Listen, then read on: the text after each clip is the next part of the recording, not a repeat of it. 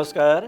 कक्षा 8 का para para विद्यार्थी भाइ बहिनीहरू, आउनुहोस्, आज हामी नेपाली विषयको कक्षामा छौँ। यहाँहरूलाई हार्दिक स्वागत छ।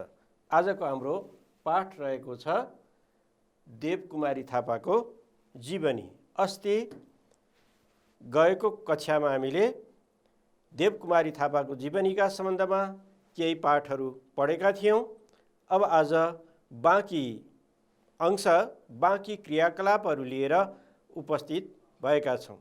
तपाईहरू पनि आफ्नो पाठ्यपुस्तक खोल्नुहोस्, साथै अभ्यास पुस्तिका पनि साथसाथमै राख्नुहोस् र आजका क्रियाकलापमा सक्रिय सहभागी रहनुहोस्। अब आज हामी सुरु गरौँ। सबैभन्दा पहिला आज हामी बुँदा टिपोटको अभ्यासका सन्दर्भमा केही छलफल गर्छौँ। भाइ बहिनीहरूले सुन्नुभएको छ बुँदा टिपोट र सारांशको बारेमा। सारांश ठुलो अंशलाई छुट्याएर सानो बनाउने कुरा हो। अर्थात् सानो बनाउने भन्दैमा त्यसलाई आवश्यक कुराहरू, महत्त्वपूर्ण सूचनाहरू, महत्त्वपूर्ण भनाइहरू, महत्त्वपूर्ण सन्देशहरू हटाउने कुरा चाहिँ होइन। त्यसलाई महत्त्वपूर्ण कुराहरूलाई, महत्त्वपूर्ण भनाइहरूलाई राखेर सारांशमा अथवा छोटकरीमा भन्न सक्नु एक किसिमको खुबी हो। अर्थात् भाषामा हामी कहिलेकाहीँ कुनै हरफलाई विस्तार गरेर, वर्णन गरेर ठुलो बनाउन सक्छौँ भने कुनै अनुच्छेदलाई, कुनै अंशलाई सानो बनाउन पनि सक्छौँ। यसरी यो सारांश भनेको चाहिँ सानो बनाउने काम हो। एकचोटि हामी अब यसतर्फ यो सारांश भनेको के हो यसका बारेमा छलफल गरौँ। हेर्नुहोस् त, सारांश भनेको कुनै पाठलाई राम्ररी पढी त्यस पाठमा रहेका उपयोगी र सारभूत तथ्यहरू नछुट्ने गरी 1/3 छोट्याउने प्रक्रियालाई सारांश भनिन्छ। अब सारांश भनेको त कुरा बुझ्नुभयो, 1/3 छुट्याउने कुरा आयो। 1/3 भनेको चाहिँ के हो भने, जस्तो मानिलिउँ यहाँ 60 शब्दहरू भएको कुनै एउटा अनुच्छेद छ। त्यो 60लाई हामी यसरी 3ले भाग गर्छौँ। 3ले भाग गर्छौँ, जस्तो 3 दुना 6, यसरी 20 शब्द हुनुपर्छ। अर्थात् सारांश लेख्दाखेरि हुनुपर्ने शब्द सङ्ख्या चाहिँ 20 हो।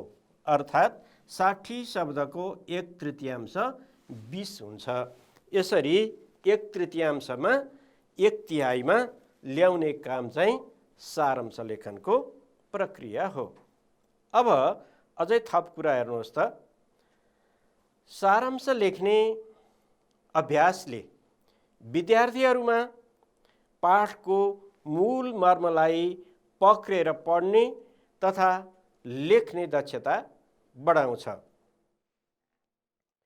त्यस्तै यसबाट थोरै शब्दमा धेरै कुरा भन्न सक्ने वा लेख्न सक्ने भाषिक क्षमताको वृद्धि पनि हुन्छ।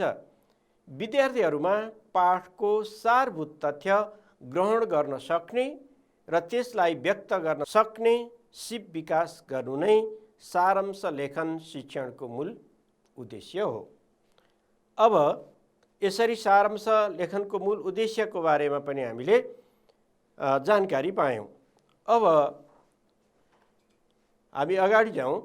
सारांश लेख्ने चाहिँ कसरी त, यसका केही नियमहरू, केही विधिहरू, केही प्रक्रियाहरू छन्। ती नियम, विधि र प्रक्रियाको बारेमा हामीले थाहा पाउनु आवश्यक रहन्छ। त्यसैले विद्यार्थी भाइ बहिनीहरूलाई म यतातिर डोर्याउँछु।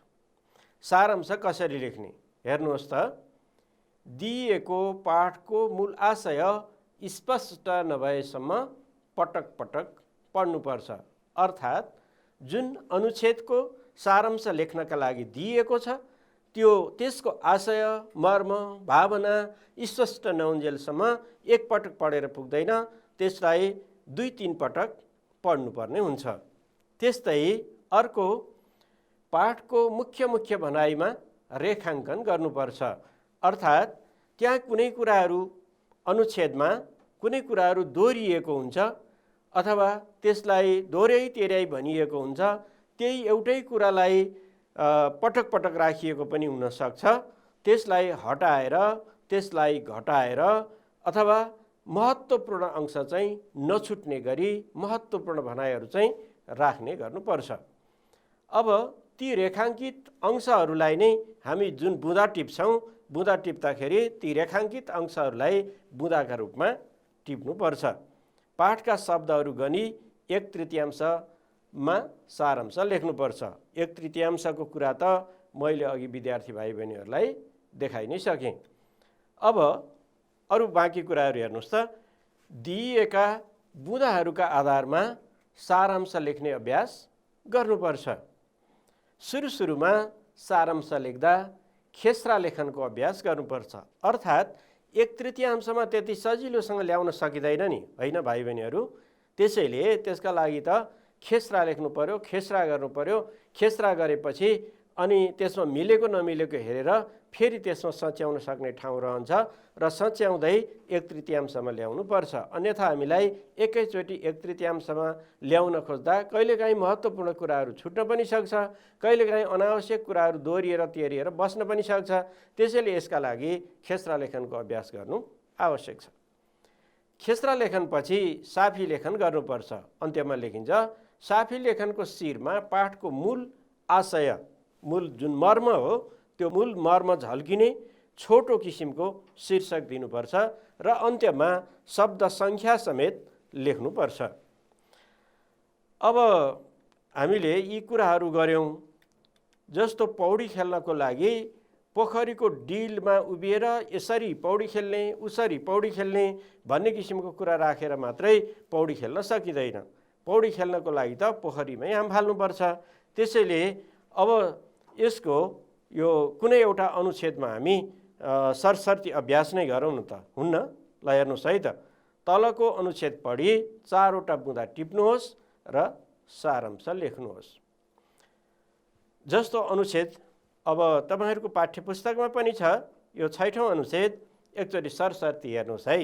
मैले यसलाई म पढ्छु पनि, तपाईहरू पनि सँगसँगै पढ्नुहोस्। यसको मूल मर्म र आशय अघि भने जस्तै गरी स्पष्ट नहुन्जेलसम्म यसलाई दोहोऱ्याइ तेह्र्याइ पढ्नुपर्ने हुन्छ।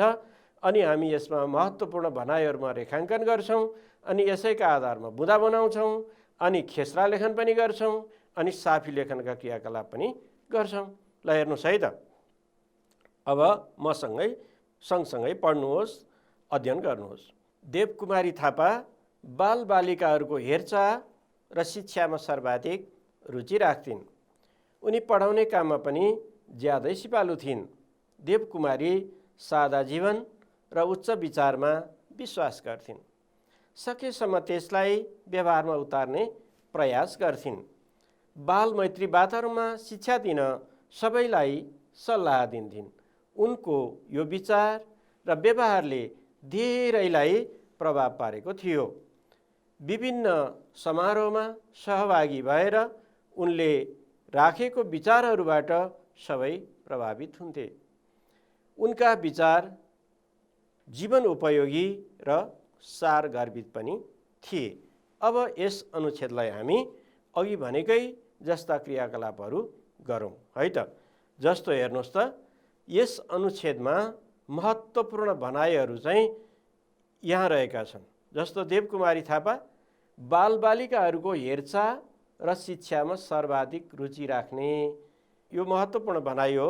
यसमा हामीले अघि भने जस्तै अघि हामीले यसलाई पढ्यौँ, अनि यसको मर्म र आशयलाई नखजमजिने गरी, नखलबलिने गरी हामीले बुँदा टिप्नका लागि यसरी रेखाङ्कनको प्रयास गरिरहेका छौँ। त्यस्तै गरी उनी पढाउने काममा पनि ज्यादै सिपालु थिइन्। पढाउने काम यो महत्त्वपूर्ण भनाइ छ। त्यस्तै सादा जीवन र उच्च विचारमा विश्वास गर्ने, त्यस्तै गरी त्यसलाई व्यवहारमा उतार्ने प्रयास उनको, यी शब्दहरू महत्त्वपूर्ण छन्। त्यस्तै बालमैत्री वातावरणमा शिक्षा अर्को छ, धेरैलाई त्यो कुरो चाहिँ प्रभाव परेको, अनि उनका विचार जीवन उपयोगी र सारगर्भित। अब यिनै कुराहरूलाई आधार मानेर हामी अब बुँदा टिप्ने प्रयास गर्छौँ। यसरी हामीले रेखाङ्कन गर्नुपर्छ। बुझ्नुभयो त भाइ बहिनीहरू? ल हेर्नुहोस् त, अब अघिकै ती रेखाङ्कन गरिएका शब्दहरूलाई राखेर यहाँ यसरी बुँदा टिपोट गरिएको छ। देवकुमारी थापा बाल हेरचाह र पढाउन रुचि राख्ने, सादा जीवन र उच्च व्यवहारलाई व्यवहारमा उतार्ने, बाल मैत्री वातावरणमा शिक्षा दिनका लागि सल्लाह दिने, उनका उपयोगी र सार गर्भित विचारबाट सबै प्रभावित हुने। यसरी यो बुँदाहरू टिप्दाखेरि पनि यो वाक्यलाई वाक्य टुङ्गिने हिसाबले क्रियापद नराखेर यस्तो ढाँचामा राख्नु उपयुक्त रहन्छ। त्यस्तै अब यी भए बुँदा टिपोटको कुराहरू। अब हेर्नुहोस् त भाइ बहिनीहरू, अब खेसरा लेखन कसरी गर्ने? अब यहाँ खेसरा लेखिएको छ। अघिका यी बुँदाहरू, यी चारवटा बुँदाहरूलाई आधार मानेर त्यसपछि खेसरा लेख्ने प्रयास गरिएको छ। देवकुमारी थापा बाल हेरचाह र पढाउन रुचि राख्थिन्।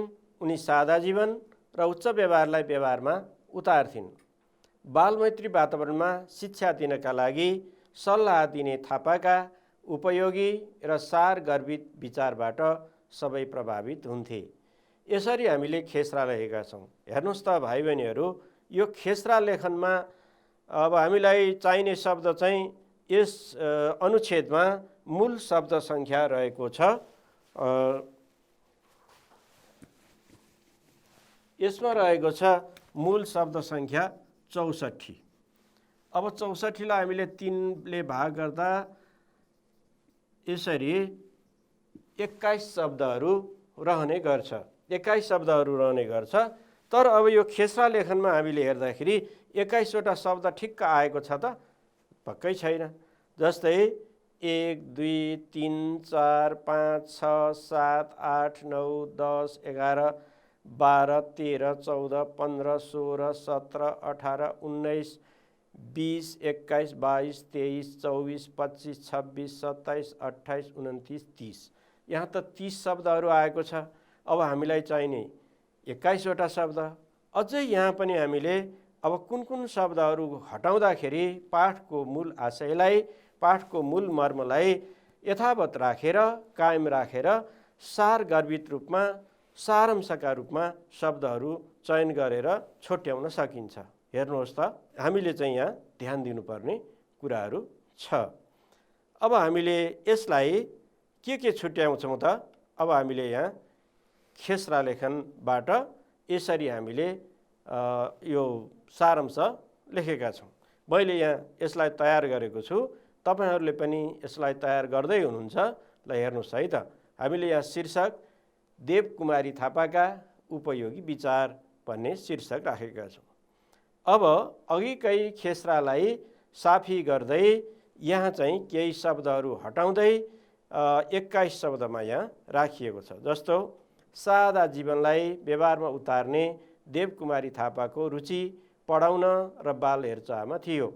बाल मैत्री वातावरणमा शिक्षा दिने उनको सार गर्भित सल्लाहबाट सबै प्रभावित हुन्थे। अब हेर्नुहोस् त भाइ बहिनीहरू, मूल शब्द सङ्ख्या 64, 1/3 शब्द सङ्ख्या हुनुपर्ने 21 र यो सारांश शब्द सङ्ख्या पनि 21 नै रहेको छ।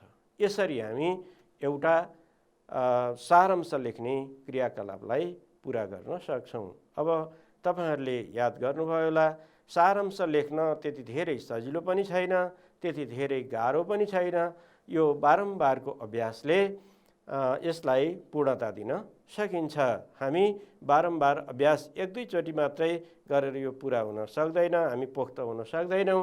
त्यसैले हामीले यस्ता सुहाउँदा अनुच्छेदहरूमा हामीले सारांश लेख्ने अभ्यास गर्नुपर्छ।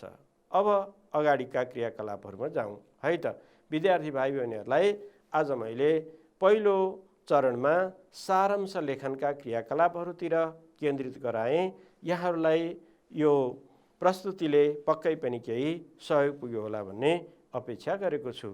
अब हामी पाठका अन्य क्रियाकलापहरू अगाडि बढौँ। तलको अनुच्छेद पढी सोधिएका प्रश्नको जवाफ दिनुहोस्। अब चाहिँ हामी अनुच्छेद पढ्छौँ, बोध अभ्यास। हामीले यस्ता बोध अभ्यासहरू विगतका पाठहरूमा पनि धेरै गर्दै आएका छौँ। आज पनि हामी त्यसैलाई निरन्तरता दिँदै बोध अभ्यासका क्रियाकलापहरूलाई अगाडि बढाउँछौँ। ल हेर्नुहोस् है त।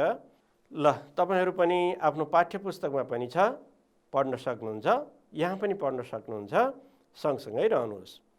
देवकुमारीले आफ्नै खर्चमा बबरसिंह थापा सेवा गुठी स्थापना गरिन्। उनी बहुमुखी प्रतिभाकी धनी थिइन्। उनले विभिन्न क्षेत्रमा दिएको योगदानको कदरस्वरूप उनलाई उत्तम कुँवर पुरस्कार, प्रतिभा पुरस्कार, महेन्द्र प्रज्ञा पुरस्कार आदिबाट सम्मान गरियो। उनी सेवा पदक, गोर्खा दक्षिण बाहु, रत्नश्री स्वर्ण पदक आदिबाट पनि विभूषित भइन्। उनको कर्मशील जीवनबाट प्रभावित भएर उनलाई विक्रम सम्वत 2055मा नागरिक अभिनन्दन पनि गरियो। ल विद्यार्थी भाइ बहिनीहरू, फेरि दोहोऱ्याएर पढ्नुपर्ने भए एकचोटि पढ्नुहोस् है। र यसमा केही उच्चारणमा कठिन जस्तो पनि लागेको छ। यहाँ केही शब्दहरूलाई उच्चारण अभ्यास गर्ने प्रयास गरौँ है त। त्यसपछि हामी यी प्रश्नका क्रियाकलापहरूतिर पनि जान्छौँ। अब हेर्नुहोस् त, यहाँ केही शब्दहरू छन् उच्चारणमा कठिन हुने, जस्तो यो खर्च, यसलाई यसरी उच्चारण गर्न सकिन्छ। त्यस्तै यो प्रतिभा, यसरी उच्चारण गर्न सकिन्छ। त्यस्तै यो विभूषित अनि कर्मशील। ल तपाईहरू पनि अर्को शब्द ठिक छ, यो प्रभावित, यसरी उच्चारण गर्न सकिन्छ। अब यसपछि हामी बोध अभ्यास गर्दैछौँ। अब केही प्रश्नहरू छन्, हेर्नुहोस् है। देवकुमारी थापाले आफ्नै खर्चमा स्थापना गरेको संस्थाको नाम के हो? ल सम्झनुहोस् त, के होला? अर्को हेर्नुहोस्। ल यसको जवाब भाइ बहिनीहरूले भनेको ठिक छ। देवकुमारी थापाले आफ्नै खर्चमा स्थापना गरेको संस्थाको नाम बबरसिंह थापा सेवा गुठी हो। अब दोस्रो प्रश्न हेर्नुहोस् है। देवकुमारी थापा कुन कुन पुरस्कारबाट पुरस्कृत भइन्? कुन कुन पुरस्कारबाट? ल तपाईहरूले भनेको ठिक छ। देवकुमारी थापा उत्तम कुँवर पुरस्कार, प्रतिभा पुरस्कार, महेन्द्र प्रज्ञा पुरस्कार जस्ता पुरस्कारबाट पुरस्कृत भइन्। अर्को प्रश्न है। देवकुमारी थापा कुन कुन पदकबाट विभूषित भइन्? देवकुमारी थापा सेवा पदक, गोर्खा दक्षिण बाहु, रत्नश्री स्वर्ण पदक जस्ता पदकबाट विभूषित भइन्। अब अर्को प्रश्न। देवकुमारी थापालाई कहिले नागरिक अभिनन्दन गरियो? यो प्रश्न त विद्यार्थी भाइ बहिनीहरूलाई कति छिटो जवाफ दिएको है। 2000 विक्रम सम्वत 2055 सालमा। ठिक छ। अब विभूषित र कर्मशील शब्दको अर्थ लेखी वाक्यमा प्रयोग गर्नुहोस्। यो वाक्यमा प्रयोग गर्ने शब्द भण्डारसँग सम्बन्धित प्रश्नहरू आयो। ल विभूषित शब्दको अर्थ के होला? त्यस्तै कर्मशील शब्दको। ल सोच्नुहोस् त। ठिक छ। विभूषित शब्दको अर्थ हो सुशोभित, शोभायमान। अब यसलाई हामी वाक्यमा यसरी प्रयोग गर्न सक्छौँ। यो विभूषित शब्दलाई देवकुमारी थापा विभिन्न पदकबाट विभूषित भइन्। त्यस्तै अब हेर्नुहोस्। कर्मशील, काममा लगन भएको, काममा लगनशील, कर्तव्यनिष्ठ। देवकुमारी थापा कर्मशील नारी थिइन्। विद्यार्थी भाइ बहिनीहरू, अब हामी नमुना वाचनकै क्रममा छौँ। अब हामी अन्तिम पाठको अन्तिम अनुच्छेदमा छौँ। अब यसलाई नमुना वाचन गरौँ है त। ल तपाईहरू यसलाई शुद्धसँग पढ्ने प्रयास गर्नुहोस् र अर्थबोध पनि हुने गरी पढ्नुहोस् है। देवकुमारीले विक्रम सम्वत 2068 वैशाख 22 गते अन्तिम विश्राम लिइन्। उनले यस धरतीबाट बिदा लिए पनि उनका अविस्मरणीय कामले उनलाई अमर बनाएको छ। नेपाली साहित्य, बाल साहित्य र पत्रकारितामा उनले कहिल्यै ननिभ्ने दियो बालेकी छन्। सामाजिक सेवाका क्षेत्रमा उनी सबैको उदाहरण बनेकी छन्। शिक्षा सेवामा उनी त्यसरी नै बालकदेखि वृद्धसम्मका लागि प्रेरक व्यक्तित्व बनेकी छन्। उनले बाल सेवा लगायत मानव सेवा र राष्ट्र सेवाका निम्ति असल पथ प्रदर्शकको काम गरेकी छन्। उनी शिक्षा, साहित्य र समाज सेवाका क्षेत्रमा प्रेरणाकी मुहान बनेकी छन्। ल, यस अनुच्छेदलाई भाइ बहिनीहरूले वाचन गर्नुभयो। अब यसमा केही उच्चारण गर्न कठिन लाग्ने शब्दहरू पनि भएको जस्तो मलाई लागेको छ। ती शब्दहरू केही नमुनाका रूपमा यहाँ दिएको छ। तपाईहरू पनि यसलाई सँगसँगै उच्चारण गर्ने प्रयास गर्नुहोस् है त।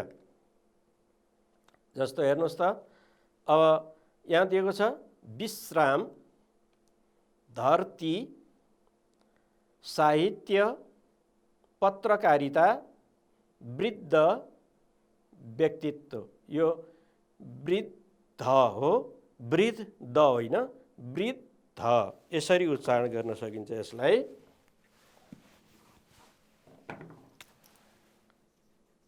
वृ आदि द अनि ध, यो चाहिँ सही किसिमको उच्चारण हो। यस्तो होइन वृद्ध यस्तो जस्तो देखिन्छ, यहाँ आदि ध बोल्ने होइन, वृद्ध वृद्ध यसरी बोल्ने है त। ल, अब हामी थप अरू क्रियाकलापतिर लागौँ। शब्दार्थ र वाक्यमा प्रयोग सम्बन्धी अभ्यास पनि हामी गरौँ है त। शब्दको अर्थ र वाक्यमा प्रयोग। अन्तिम विश्राम भनेको मृत्यु, निधन। देवकुमारी थापाले विक्रम सम्वत 2068 वैशाख 22 गतेका दिन अन्तिम विश्राम लिइन्। ठिक छ। अब यस्तै गरी धरती, पृथ्वी, हामीले यस धरतीमा जन्म लिएपछि केही न केही सकारात्मक काम गर्नुपर्छ। अब अर्को शब्द अविस्मरणीय, बिर्सन नसकिने, कहिल्यै पनि बिर्सन नसकिने, जसलाई अविस्मरणीय भनिन्छ। देवकुमारी थापाले साहित्यका क्षेत्रमा अविस्मरणीय काम गरेकी छन्। मुहान, मूल स्रोत, देवकुमारी थापा प्रेरणाको मुहान बनेकी छन्। अब हेर्नुहोस् है, एउटा हामीलाई लामो जवाफ दिने प्रश्नको अभ्यास पनि गर्नु आवश्यक छ। हामीले अघि एक वाक्यमा जवाफ दिने प्रश्नहरूको बोध प्रश्नको रूपमा त हामीले अभ्यास गऱ्यौँ। अब यहाँ लामो प्रश्न दिएको छ। तपाईहरूको पाठ्यपुस्तकमा पनि यो प्रश्न छ। यसलाई थप छलफल गर्नु आवश्यक होला, अथवा यस छलफलले तपाईहरूलाई पनि यो लामो प्रश्नको जवाफ लेख्नमा सहयोग पुग्नेछ भन्ने अपेक्षाका साथ यहाँ हामी अहिले यस क्रियाकलापतिर केन्द्रित भएका छौँ। देवकुमारी थापाले शिक्षा, स्वास्थ्य र साहित्यमा दिएको योगदानको चर्चा गर्नुहोस्। अब यहाँ तीनवटा कुराहरू एउटै प्रश्नमा राखेको छ। हेर्नुहोस् त, पहिला प्रश्न राम्ररी बुझ्नुपर्छ। शिक्षाको कुरा पनि सोधेको छ, स्वास्थ्यको कुरा पनि छ, साहित्यको कुरा पनि छ। शिक्षा, स्वास्थ्य र साहित्यमा दिएको योगदान, विशेष काम के रहेछ? अब यसलाई हामी यसरी लेख्न सक्छौँ। जस्तो शिक्षाका सम्बन्धमा हामीले पहिलो प्रश्न शिक्षासँग केन्द्रित छ, त्यसैले जवाफ पनि हामी शिक्षासँग केन्द्रित भएरै यहाँ राखेका छौँ। अर्थात् तपाईँहरूले पनि लेख्दाखेरि यहाँ प्रश्नको क्रम अनुसार, प्रश्नको आशय अनुसार, प्रश्नको मर्म अनुसार लेख्ने अभ्यास गर्नुपर्छ। ल, म यो नमुनालाई एकचोटि यो तपाईहरूलाई सहयोगको लागि यहाँ प्रस्तुत गरेको छु। यो जवाफ तपाईहरूलाई पढेर पनि सुनाउँछु। देवकुमारी थापाका कामहरू बालबालिकाका क्षेत्रमा लाग्नेहरूका लागि प्रेरणाका मुहान बनेका छन्। देवकुमारी थापा बालबालिकाहरू नै देशका भविष्य निर्माता हुन् भन्ने धारणा राख्थिन्। त्यसैले उनी बालबालिकाको चौतर्फी विकास र बाल संस्थामा उनी समर्पित भइन्। उनी पढाउने काममा सिपालु थिइन्। उनी बालमैत्री वातावरणमा शिक्षा दिन सबैलाई सल्लाह दिन्थिन्। उनका यस्ता विचारबाट सबै प्रभावित हुन्थे। उनले बालबालिकाका लागि धेरै पुस्तक, पत्रिकाहरू प्रकाशित गरिन्। उनले बाल साहित्य, समाज, गुरुकुल विद्यालय, नेपाल प्रज्ञा प्रतिष्ठान आदि संस्थामा पनि यिनी सक्रिय भइन्। अब यो चाहिँ शिक्षाको सन्दर्भको कुरा। अब स्वास्थ्यको सन्दर्भ, उनले स्वास्थ्यका क्षेत्रमा पनि थुप्रै कामहरू गरेकी छन्। उनले विराटनगरको बाल मन्दिरमा 30 वर्षसम्म काम गरिन्। उनले गाउँ गाउँमा घुमेर शिक्षा स्वास्थ्यका क्षेत्रमा जनचेतना जगाउने काम गरिन्। उनले बालक, वृद्ध, महिला, अशक्त र बिरामीहरूको उपचार गरिन्। उनले हिमाल महिला सङ्घ, नेपाल साहित्य सम्मेलन, नेपाली साहित्य सम्मेलन आदिका माध्यमबाट सामाजिक सेवा पनि प्रदान गरिन्। यी विशेष गरी स्वास्थ्यका क्षेत्रमा गरेका उनका कामहरू। अब प्रश्नमा अर्को पनि छ, साहित्यको सन्दर्भ छ। उनको सबैभन्दा महत्त्वपूर्ण योगदान साहित्यका क्षेत्रमा रहेको छ। उनले बाल साहित्यका धेरै पुस्तकहरू लेखेकी छन्। उनले बालकका भित्री मनका कुराहरूको चिरफार गरेकी छन्। उनका रचनाहरू बालकका भावना, रुचि र आवश्यकतामा केन्द्रित छन्। उनी बाल मनोवैज्ञानिक कथाकार हुन्। पुण्यात्मा आमा, रामको कथा, कथाको बटुलो, प्रलय प्रतीक्षा, टपरी, भोग तृप्ति, देवकुमारी थापाका प्रतिनिधि कथाहरू आदि उनका साहित्यिक रचनाहरू हुन्। उनले बाल पत्रिकाहरू पनि प्रकाशन गरेकी छन्। हिमाल किशोर उनको पहिलो नेपाली बाल पत्रिका हो। यसरी उनले शिक्षा, स्वास्थ्य र साहित्यका क्षेत्रमा उल्लेखनीय काम गरेर अविस्मरणीय योगदान पुर्याएकी छन्। यसरी हामी लामो प्रश्नको जवाफ पनि दिन सक्छौँ। प्रश्नको जवाफ दिँदा मैले अघि नै भने प्रश्नले कस्तो आशय छ, प्रश्नको कस्तो आशय छ, प्रश्नले के मर्म खोजेको छ, प्रश्नले कस्तो जवाफ खोजेको छ, त्यसलाई केन्द्रित गरेर लेख्नुपर्छ है त। विद्यार्थी भाइ बहिनीहरूलाई यो लेखाइले पक्कै पनि केही सहयोग पुग्यो नै होला। अब हामी अरू क्रियाकलापतिर लागौँ। यस पाठबाट समग्र रूपमा केही संक्षिप्त, यो एक वाक्यमा होइन 3-4 वाक्यमा जवाफ आउने खालका प्रश्नहरू पनि छन् यहाँ। यी प्रश्नहरूको जवाफ कसरी लेख्ने होला? ल, यसका लागि हेर्नुहोस् त, तपाईहरूको पाठ्यपुस्तकमा पनि यी प्रश्नहरू दिएका छन् नि। तपाईहरूले याद गर्नुभएको छ कि छैन? ल, याद नगरेको भए पनि अब याद गर्नुहोस् है। अब यी प्रश्नहरू छन्, हेर्नुहोस् त। देवकुमारीले बाल साहित्यको क्षेत्रमा कस्तो काम गरेकी छन्? पहिलो प्रश्न छ। दोस्रो हेर्नुहोस्, देवकुमारीलाई किन उच्च विचार भएकी व्यक्ति भनिन्छ? देवकुमारी थापालाई के कारणले नागरिक अभिनन्दन गरियो? देवकुमारी थापालाई किन प्रेरणाकी मुहान मानिन्छ? देवकुमारी थापालाई किन प्रेरणाकी मुहान मानिन्छ? देवकुमारी थापाले के कस्ता सम्मान र पुरस्कार पाइन्? यी 5वटा प्रश्नहरूको जवाफ कसरी लेख्ने होला? ल, 1-2वटा प्रश्नको जवाफ त हामी यहाँ पनि प्रस्तुत गर्न सक्छौँ है त। अब म तपाईहरूलाई 1-2वटा प्रश्नहरूको नमुना कसरी बनाउने भन्ने बारेमा म तपाईहरूलाई यतातिर लैजाँदैछु। जस्तो यहाँ हाम्रो पहिलो प्रश्न के थियो रे? देवकुमारीले बाल साहित्यको क्षेत्रमा कस्तो काम गरेकी छन्? अब यो चाहिँ अघिको जस्तो लामो जवाफ चाहिँ यसले खोजेको छैन, संक्षिप्त जवाफ खोजेको छ। ल, हेर्नुहोस् है त। देवकुमारी थापाले बाल साहित्यको क्षेत्रमा उल्लेखनीय र अविस्मरणीय काम गरेकी छन्। उनले बाल साहित्यका धेरै पुस्तकहरू लेखेकी छन्। उनले बालकका भित्री मनका कुराहरूको चिरफार गरेकी छन्। उनका रचनाहरू बालकका भावना, रुचि र आवश्यकतामा केन्द्रित छन्। उनी बाल मनोवैज्ञानिक कथाकार हुन्। पुण्यात्मा आमा, रामको कथा, कथाको बटुलो, प्रलय प्रतीक्षा, टपरी, भोग तृप्ति, देवकुमारी थापाका प्रतिनिधि कथाहरू आदि उनका साहित्यिक रचनाहरू हुन्। उनले बाल पत्रिकाहरू पनि प्रकाशन गरेकी छन्। हिमाल किशोर उनको पहिलो नेपाली बाल पत्रिका हो। यसरी उनले नेपाली बाल साहित्यका क्षेत्रमा महत्त्वपूर्ण काम गरेकी छन्। यसरी यो प्रश्नको आशयलाई यसरी संक्षिप्त रूपमा उल्लेख गर्न सकिन्छ। अर्को पनि, ल ठिक छ नि त, म अर्को एउटा प्रश्न पनि प्रश्नको बारेमा छलफल गराउँछु। देवकुमारीलाई किन उच्च विचार भएकी व्यक्ति भनिन्छ? किन होला भाइ बहिनीहरू? ल सम्झनुहोस् त। देवकुमारी थापा उच्च विचारकी धनी व्यक्ति हुन्। उनी नेपाली साहित्य, समाज र शिक्षाको विकासमा लाग्न सबैलाई हौसला दिने गर्थिन्। अरू आफू मात्रै लाग्ने हो र अरूलाई हौसला दिने उच्च विचारको मान्छेहरूले मात्रै गर्न सक्छन्। त्यस्तै अर्को उनको उच्च विचारहरूको के पनि थियो भने बालबालिका नै देशका भविष्य निर्माता हुन्, आजका बालबालिका असल हुन सक्यो भने भोलिको भविष्य राम्रो हुन्छ भन्ने उनलाई राम्रोसँग थाहा थियो। त्यस्तै उनको यो अत्यन्त पवित्र महान विचार थियो। त्यस्तै अर्को उनको कुरा छ, उनले सेवा नै मानिसको मुख्य कर्तव्य हो भन्ने उनको अर्को छ। त्यस्तै सादा जीवन र उच्च विचार कि उनी धनी थिइन्, त्यसलाई पछ्याउने कोसिस गर्थिन्, व्यवहारमा उतार्ने प्रयास गर्थिन्। यस्तो काम गर्ने मान्छे उच्च विचारको मान्छे होइन त भाइ बहिनीहरू? हो, यिनै कुराहरूलाई यहाँ समेटेर यो जवाफ लेखिएको छ। अब अर्को प्रश्नको जवाब सबै मैले भनिदिएँ भने त भाइ बहिनीहरूले के लेख्ने हो फेरि?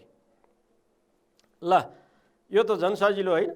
देवकुमारी थापालाई के कारणले नागरिक अभिनन्दन गरियो? के कारणले होला ल भन्नुहोस् त? जसले समाजलाई केही गर्छ समाजले पनि केही गर्छ, होइन त? यो जसले सेवा गरेको छ त्यो सेवाको फल पाउँछ नै। यिनै कुराहरू त छन्। जस्तो हेर्नुहोस् त, देवकुमारी थापाले शिक्षा, स्वास्थ्य, साहित्य र समाजसेवाका क्षेत्रमा उल्लेखनीय योगदान दिइन्। उनले आफ्नै खर्चमा बबरसिंह थापा सेवा गुठी स्थापना गरिन्। मान्छे अरूबाट कमाएर आफ्नो लागि मात्रै गर्छ, तर उनले आफ्नो जीवनभरको कमाई आफ्नो लागि मात्रै उनले खर्च गरिनन्। उनले त सामाजिक सेवा, सामाजिक काममा खर्च गरिन्। त्यसैले उनीले राम्रो महत्त्वपूर्ण काम गरिनन् त। त्यस्तै उनी जीवनभरि मानव सेवामा समर्पित भइन्। उनले समाजमा पुर्याएको यस्तो महत्त्वपूर्ण योगदानको कारण उनलाई 2055मा नागरिक अभिनन्दन गरियो। किन भन्ने कुराहरू त थाहा पाउनुभयो, होइन त? ल, अब त्यस्तै अर्को हेर्नुहोस् त, देवकुमारी थापालाई किन प्रेरणाकी मुहान मानिन्छ? यसको पनि भनिदिनु पर्यो। ल, देवकुमारी थापा नेपाली समाजकी प्रेरणाकी मुहान हुन्। उनको कर्मशील जीवनबाट मानिसहरू प्रभावित भएका छन्। उनले नेपाली साहित्य, समाज र शिक्षाको विकासमा लाग्न सबैलाई प्रेरणा दिएकी छन्। उनले समाजका असहाय, उत्पीडित, विपन्न र रोगग्रस्त मानव समुदायको सेवामा जीवन समर्पण गरिन्। आफ्नो व्यक्तिगत स्वार्थबाट माथि उठेर सामाजिक सेवा, राष्ट्रहितमा लाग्नको लागि नेपालीहरूलाई हौसला दिएकी छन्। त्यसैले उनी प्रेरणाकी मुहान हुन्। विद्यार्थी भाइ बहिनीहरू, अब त एउटै प्रश्न त बाँकी भयो नि, होइन त? ल, देवकुमारी थापाले के का त सम्मान र पुरस्कार पाइन्? विद्यार्थी भाइ बहिनीहरूले दिएको जवाफ पनि ठिक छ। ल हेर्नुहोस्, देवकुमारी थापा उत्तम कुँवर पुरस्कार, प्रतिभा पुरस्कार, महेन्द्र प्रज्ञा पुरस्कार आदिबाट सम्मानित भइन् भने उनी सेवा पदक, गोर्खा दक्षिण बाहु, रत्नश्री स्वर्ण पदक आदिबाट पनि विभूषित भइन्। ल विद्यार्थी भाइ बहिनीहरू, आजको यस कक्षामा हामीले विभिन्न किसिमका क्रियाकलापहरू सम्पन्न गऱ्यौँ। आज हामीले बुँदा टिपोट अनि सारांश लेखन, बोधाभ्यास, प्रश्नोत्तर, लामो प्रश्नको जवाफ जस्ता क्रियाकलापहरूमा आज विद्यार्थी भाइ बहिनीहरूको सक्रियता देखेर मलाई खुसी लागेको छ। विद्यार्थी भाइ बहिनीहरूलाई धन्यवाद दिँदै म आजको कक्षा अन्त्य गर्न चाहन्छु। धन्यवाद, नमस्कार।